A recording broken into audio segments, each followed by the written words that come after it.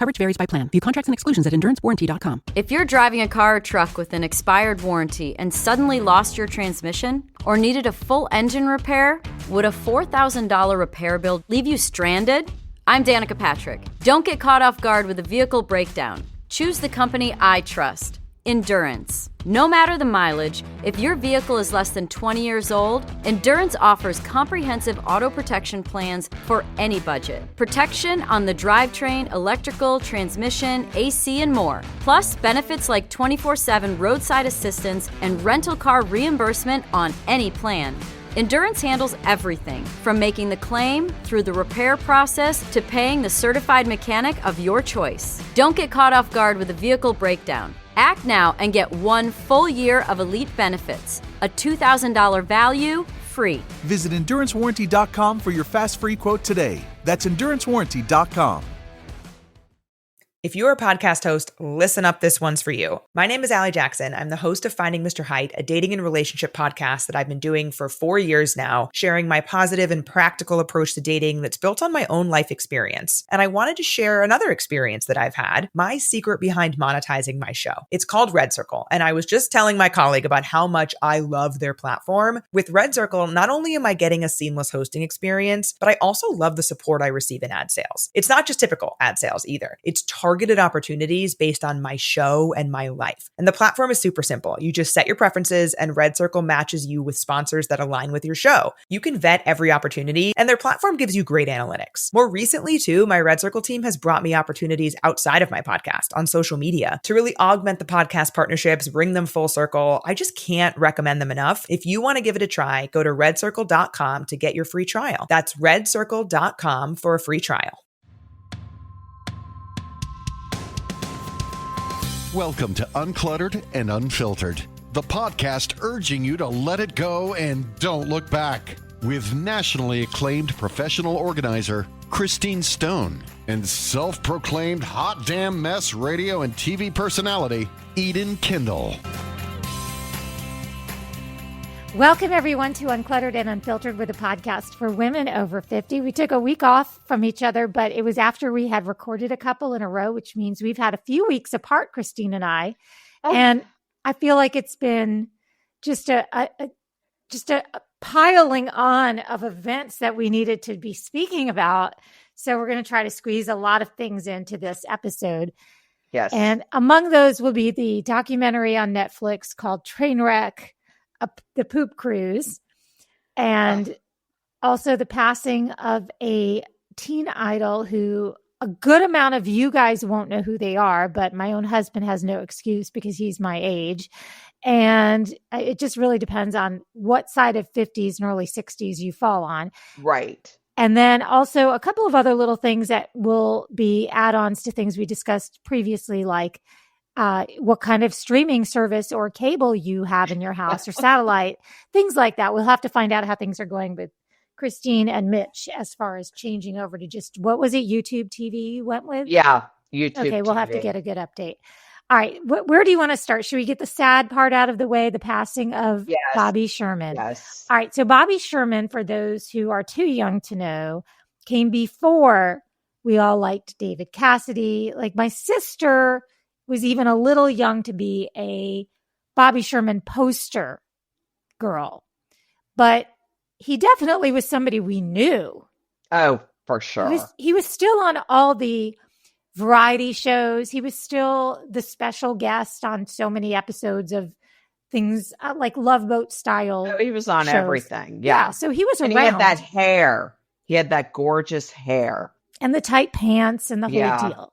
Yeah. So he has passed away in, what was he, in his 70s? No, 80s. 80s? Which, by the way, when someone who was a teen idol and you see they're in their 80s, I have to tell you, that's depressing right there. Because you're like, how could that be? And then they show all the old footage and he's this like young person. And then, of course, you go down the Google deep dive and you see what he looked like. Everyone wants to know, well, what do he look like now? Or what was he? Right. But, he left stardom and fame to be a paramedic. Yeah, that's so cool. Yeah, so cool. So he became a normal person and kind of stepped out of the spotlight for a remainder of his life. So and he I didn't find that pull like fascinating. to my knowledge, he didn't even pull a Sean Cassidy and try to tour again as a senior citizen. Like just he didn't get us all the old biddies out for a show like Donny Osmond anymore. Like he's just like, let's all just live our life in a dignified way. Yes. And, Yeah. and so it's sad to see that he has passed. But when I mentioned it to my husband and he said, I have no idea who that is. And I then showed him a compilation video that showed him on a very popular at the time TV show that was before my time, but 7 Brides for 7 Brothers. Yep. And all of these little appearances on the different TV shows and him singing, Julie, Julie, Julie, do you love me? He still said, I have still got no idea who that is. So unfortunately, never had his life enriched by the knowledge of the existence of Bobby Sherman, but that's okay. The rest of us who are of a certain age did. So we're good. Right. Exactly. Some of you guys are like, y'all are getting too old for even me. I also want to mention something that really irked me. Okay. Did you hear that the new Golden Bachelor doesn't want to date any women over 60? He said that he told producers that he's interested in, what did he say, 45 to 60? Something like that, which I'm not tuning in to see a 45-year-old. I'm not. No, I'm not either. Interested in that. But well, I think already he's starting off on a bad foot with a lot of women because that had the internet blowing up. That why are you on the Golden Bachelor if you only want to date low 40s? I mean, and I also didn't know that there was a Love Island going on with some of our Golden Bachelorettes. I think it was, I'm trying to think which ones I saw were on there, but definitely Kathy, who is the little mouthy one. So there was a whole Love Island, which is the Bachelor, or was it Bachelorette in Paradise? Maybe not Love Island. Bachelorette in Paradise, or one of those shows. Forgive me for it. I'm not even going to apologize for not knowing because I'm proud that I don't. Yeah. But I didn't know that some of them were still milking that. So good for them. Yes. Okay, let's transition. I want to end on the TV thing because I think a lot of people are really interested in hearing how that's going for you. We also have something on our Facebook ladies only group where people are letting us know what they use for streaming. So that's coming up in just a few. Let's talk about the Poop Cruise, this documentary on Netflix, The Next Tiger King. Do you think? I don't know because I was so nauseous the whole entire time. First of all, I have to give you a little background. My husband knows how much I hate cruises. I absolutely hate cruise. To me, that I'd rather get bamboo shoots up my fingernails than go on a cruise. Really? I am not a cruiser. I don't like being confined on a ship. I don't like that you're eating buffets 20 times a day. I just don't like the whole thing. It's not for you. I've enjoyed many cruises, but I also right. So we're different. Again, we're different. We're always different in everything we talk about. So having said that, but when you texted me and said I had no idea really what it was about. Like you said, you have to watch it. You have to watch it. We didn't even see what it was about. We just started. I said, Ian wants me to watch this, so I'm going to watch it. And he goes, okay, I'll watch it too. Oh my God. Okay, so this is a documentary about the very unfortunate cruise that took place many years ago. Not even that long ago. Was it 12 years ago? I want to say something like that. And it was not that long ago. It was the Carnival cruise ship that was stuck. First, there was a fire in one of the engine rooms. But wait, you have to preface it by saying it was only supposed to be 2 days. Yeah, short cruise. 2 days. A 2-day cruise. So they get out there and they're in the middle of the ocean and something catches fire and they're like, well, we have a lot of backups or what have you. Right. And they have done a fantastic job of picking the most colorful people to tell this story. Oh my God. They were the best. They were the best. So that's what makes or breaks a really good documentary. So regardless of how interested or uninterested you are in cruising, this documentary is well made. So they're out there in the middle of the ocean. They can't move. Now they lose power. And because they've lost power, they've lost their toilets. They are floating and they're not just anchored and staying still. They're just out there dead in the water, but floating further and further away from where they would need to get tugged in. They thought they could get tugged into Mexico. Turns out they had to go all the way to Alabama or something crazy. So then what we proceed to learn is that they're being asked to pee in the shower because that's the only way that the urine's going away, and poop in little red biohazard bags. And leave them out in the hallway. In receptacle bins. In the hallways. But here's the best part. They're on day 3 or 4. I can't even remember now. And some genius who runs the cruise ship at that time on board says, let's open the bar. For free. Open bar. For free. I was going, what more did that? Like, so of course it went from bad to worse because you added alcohol, free alcohol into the mix. And now you had fights and you had people throwing up and you had, just total mayhem on board. And then, yes. And the news person in me, for working in a TV station and news, knows that sometimes you get somebody and you're interviewing them and you kind of like, after hearing their big story, you're like, okay, this is the part we're going to focus on. Retell me this story, but through this lens. So they find this one guy who has made almost like a bet with his dad, a determination that he is not pooping in that red bag under any circumstances. Yep. So the camera people are like, listen, this is what we want you to really dig into when you're telling your story. Really discuss that you are determined that you're not pooping in the red bag. Well, after a couple of days, they get told we've got a few more days because now we have to get tugged back to Alabama instead of where we thought we were going. Right. So now they're on like day 5. They're running and he's like, food. I don't know if I can make it. I think I'm going to have to poop in the bag.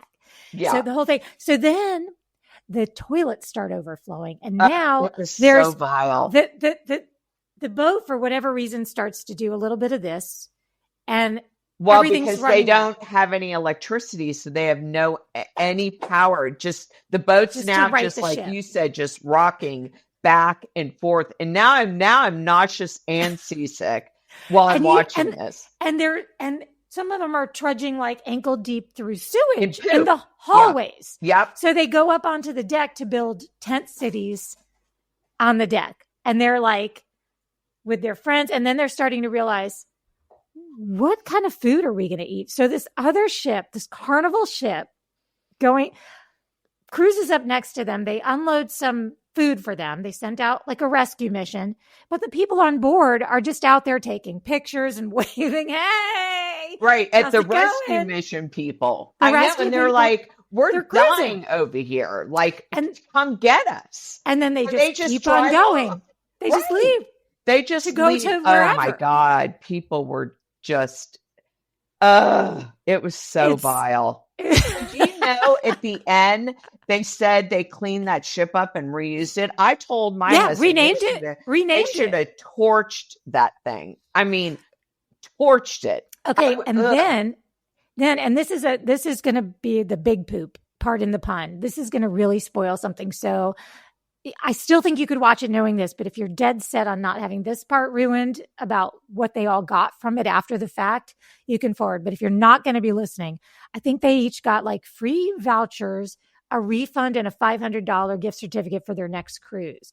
Like they did not get money because they signed these waivers. That waiver. What did your husband, the defense attorney, say when he saw what the ticket said? Because the ticket basically covered Carnival so well. Right. And now, of course, they've had to redo their thing because people don't read that. And it said, like, even if you get violently ill, even if you, from our food, from our this, from our that, we're not responsible, even if we're at the root cause. Well, who reads all that, you know? So anyway, I just thought the whole thing was wildly entertaining, though. Really entertaining, but so disgusting. Like it just kept going from fat. Like, first of all, I mean, if you're a Titanic fan, which I am obsessed all things Titanic, not just the movie. I mean, this is your worst fear come true. First, there's a fire on the ship. You think, oh, is there enough lifeboats? Is everybody going to be pushing and shoving women first? Like you're already in your Titanic mode. But then it just goes from bad to worse. Like when you don't think it can, because there's no air conditioning. So Right. it's 1,000,000 degrees in the cabin. So they can't be in their own cabin. They can't go to the bathroom, the toilet. And then when you think you've seen it all, it starts coming up from everywhere and they're stepping in it. I mean, and the bar's open. Oh my God, the whole thing. I mean, there isn't enough Purell on this earth to cleanse me from that ship. I mean, I still can't think about it. You watch to be honest, I used to feel a little confused about women's health, especially when it came to hormones. We would all hear about how important they are, but I never really fully got it till I got it. And then I learned for women, keeping hormones in a normal range is key for everything: energy, mood, even weight management. And that's when we heard about Hormone Harmony from Happy Mammoth. It's a plant-based formula created by a leading German nutrition scientist, and it combines 12 carefully chosen adaptogens. We love that it's free from GMOs and artificial fillers, just science-backed ingredients in every capsule. We love what you guys are saying, that since using Hormone Harmony, you feel more like yourself. Happy Mammoth has helped over 2.4 million women worldwide. The reviews are incredible. Over 50,000 women are talking about improved mood, better sleep, and feeling balanced again. If you want to try it, this is the perfect time.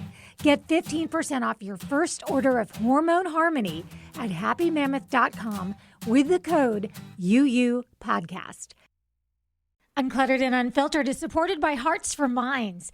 Can you imagine waiting 10 years to get screened for cancer? On average, people with mental health issues experience a 10-year delay between symptoms and seeking help, and close to 2/3 of mental illnesses go untreated. Hearts for Minds promotes healthy lives by promoting mental health education, facilitating early identification, and connecting people to treatment. Are you ready to learn more?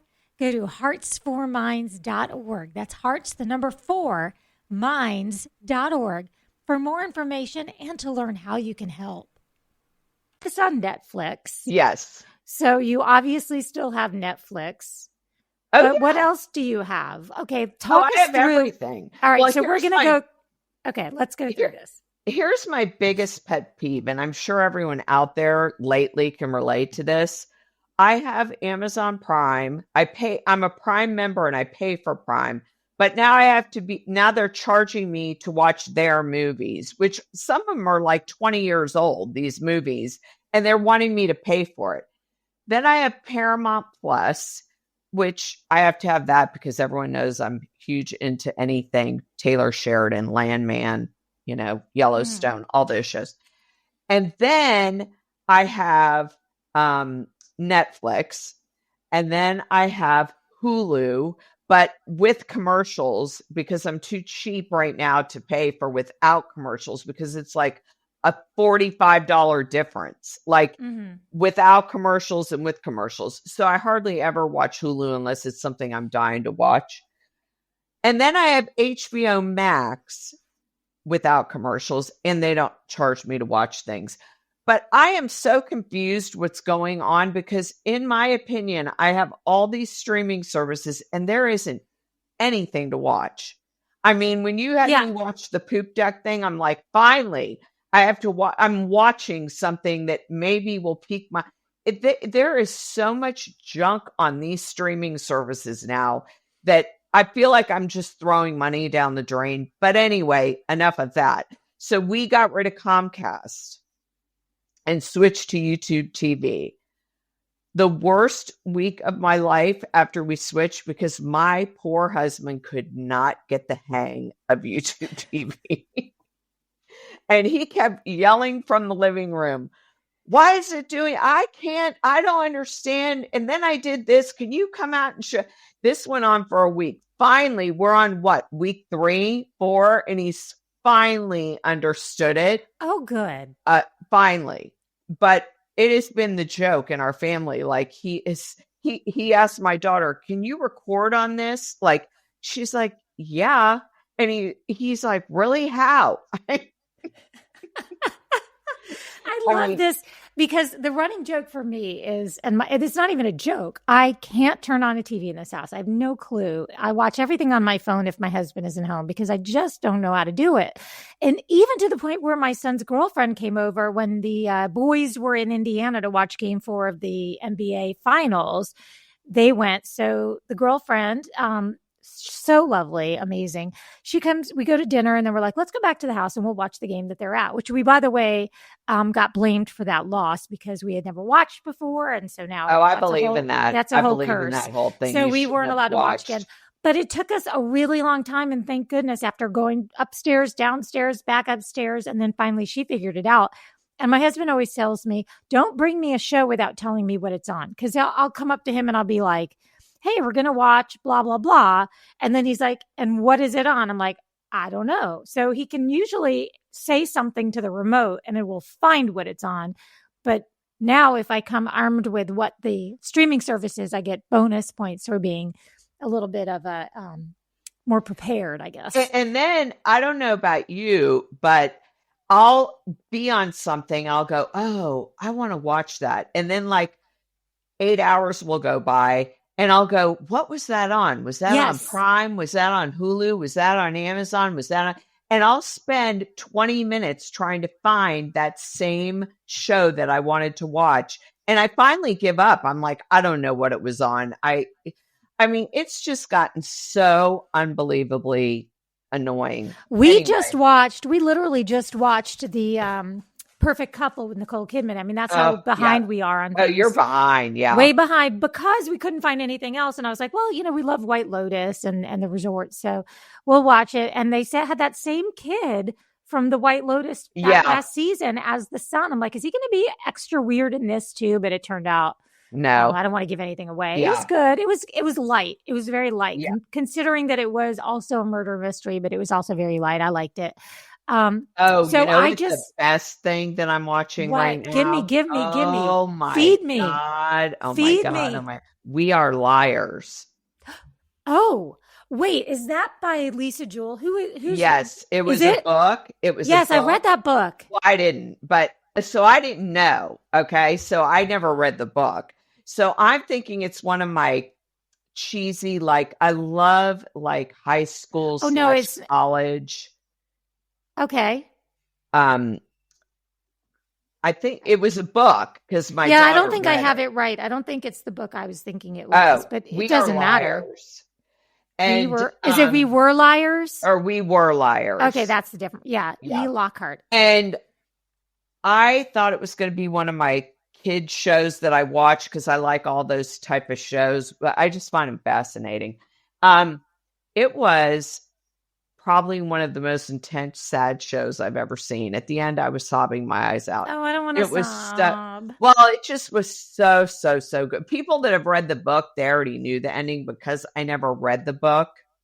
I didn't know the ending. So I thought it was very well made, and I binge watched that in 2 days. I couldn't stop watching. It was that good. So that is one good thing. I will definitely take you up on that suggestion. I still have to watch the Osama bin Laden documentary. I think we're going to be doing that soon. Because you are so accommodating in watching the poop cruise. I feel like I know. I mean, I got to be watching the stuff you recommend. Yeah, although I am, I'm just a year behind after you recommend it. But I was out of town this weekend. I was at a bachelorette weekend. It was very lovely and nice because the youngest person there. Well, let me go back. So it wasn't. There were people in their early 30s there. So it was, but she wasn't.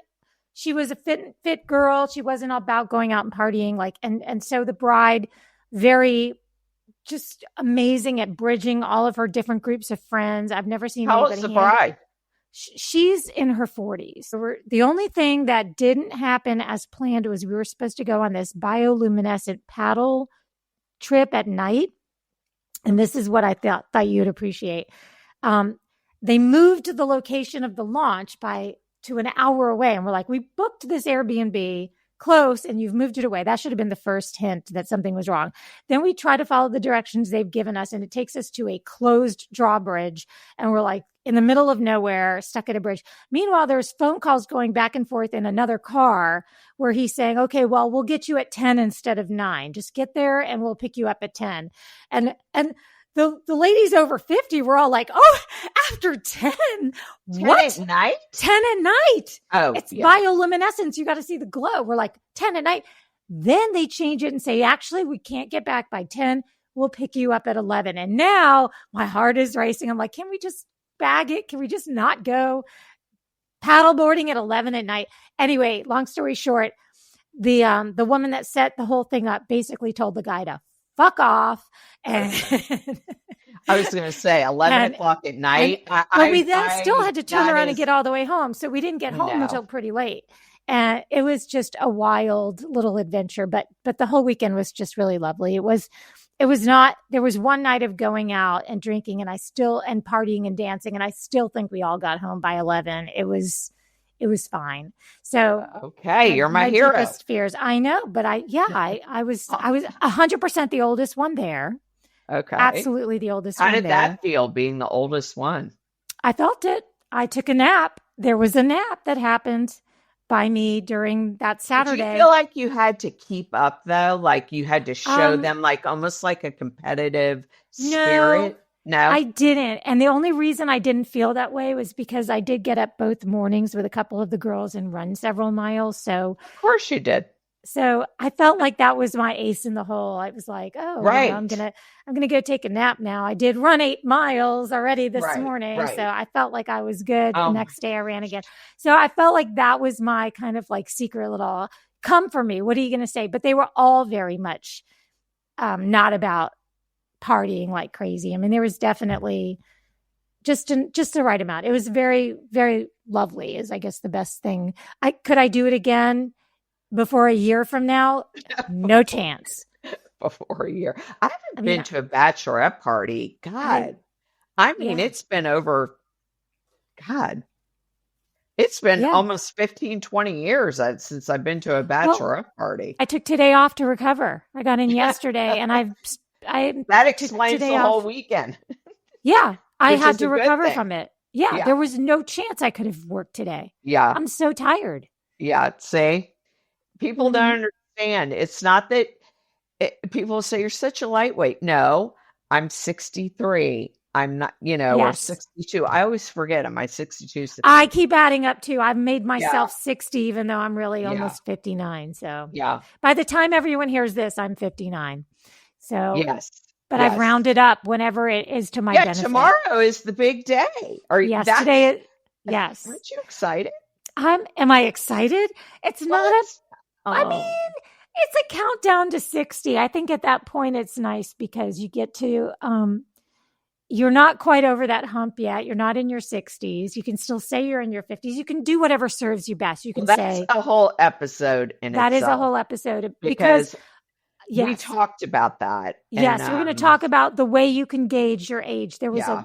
an amazing video of a woman saying how she looks at her age now. And we absolutely have to do this as a whole episode because it's amazing. Well, also, Amazing. you and I always say, you think we're so close in age, but I always tell you when I was 58, 59, it's not like 62. And you're like, how could Right. that be? And blah, blah. And I'm like, you'll see. It's just everything about it is different. And I can't describe it other than to say, like I said, enjoy every year of every age that you're at, because you'll look back one day and go, I wish I would have appreciated 51 or 48 or, it's part of getting older and learning that, every year you should have appreciated that, especially whether it's your mind, your physical appearance, whatever it may be. It just changes year to year, not every 10 years, but year to year to year. You're correct. And I think that the year of 59 is, I mean, it's 60 fun. Eve. It's 60 Eve, but it's still my 50s. So, Yes. you know, I Enjoy don't mind it. hanging out with old broads like you. Like me. Yeah. Well, hey, I bring you your humor. You are you're my beacon of light. There was nobody I wanted to talk about that documentary with more than that. Nobody. Oh my God. It just delighted me to know that you were watching it too. Just knowing we were having that moment, shared experience was my husband the said, best. I'm going to kill Eden the next time I see her. I mean, we were both like, oh my God, my stomach hurts. Oh, I know. Oh my gosh. Well, okay. So I guess a really good thing we can end this episode on is appreciating what you have, appreciating the age you're at, right? Appreciating your toilet that flushes and your bed that isn't rolling around. Appreciate that you're not somewhere on an island with other Golden Bachelorettes or being turned down by the latest NFL former player who says 16 up, he's not even going to consider you. That's a red flag, by the way. So anyway, all of these things, remember, like when it comes to booking a cruise that you don't want to go on, maybe you'd be better off if you just let that go. And don't look back.